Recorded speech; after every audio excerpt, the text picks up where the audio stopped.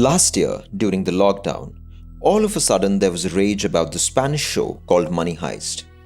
Netflix had acquired La Casa De Papel, the Spanish version, in December 2017 and recut it for the global audience.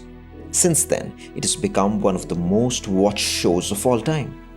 But what was it that Money Heist gave that no other series could? Were the character sketches and the storylines so excellent and unique that the whole world got bewildered? Let's look into all these issues and try to understand the phenomena called Money Heist.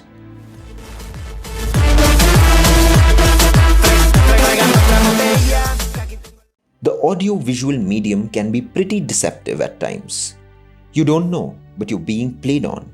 The background score, the emotional build-up, and most importantly, the character invokes certain emotions inside the viewer, and you just fail to see through the technicalities and instead focus on the gimmicks.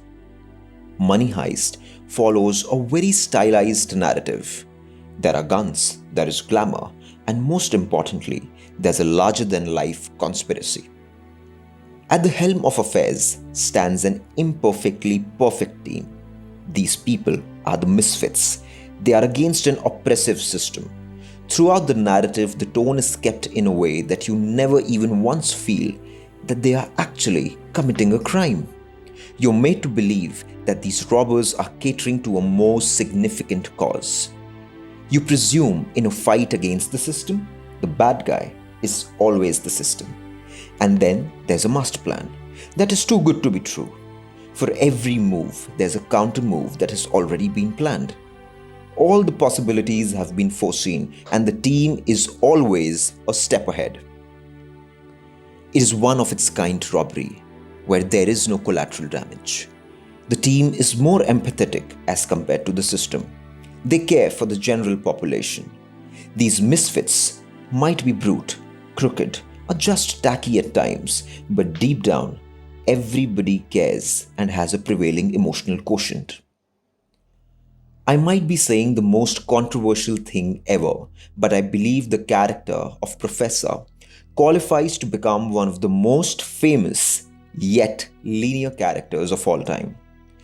There are no two ways about the fact that he's an aspiration in himself, the perfect man to ever exist.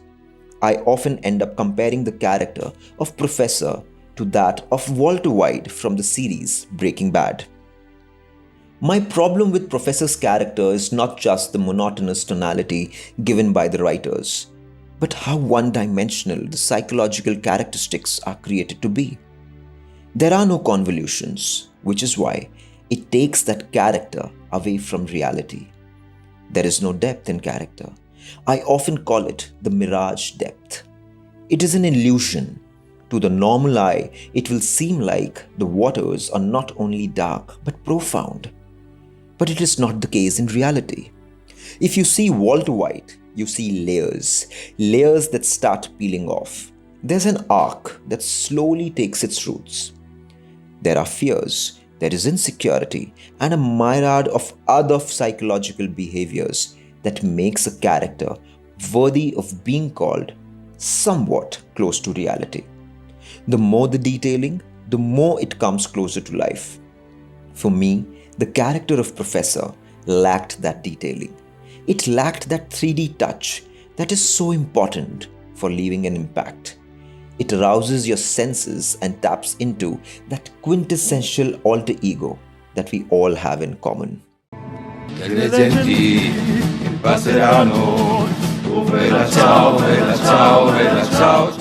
Bella Ciao has always had a great significance in the culture and history of Europe. Using that song made sure that the heist became something more magnanimous than what it actually was. It was not just a robbery now, it became a sort of protest against the system. It turned a bank robbery into a noble affair. Bella Ciao, the song, came back in trend. The makers knew what had clicked among the audience, and they used it in the best possible manner. Not denying the fact that it does strike a chord and gives you goosebumps whenever you see Berlin Professor toasting on that song.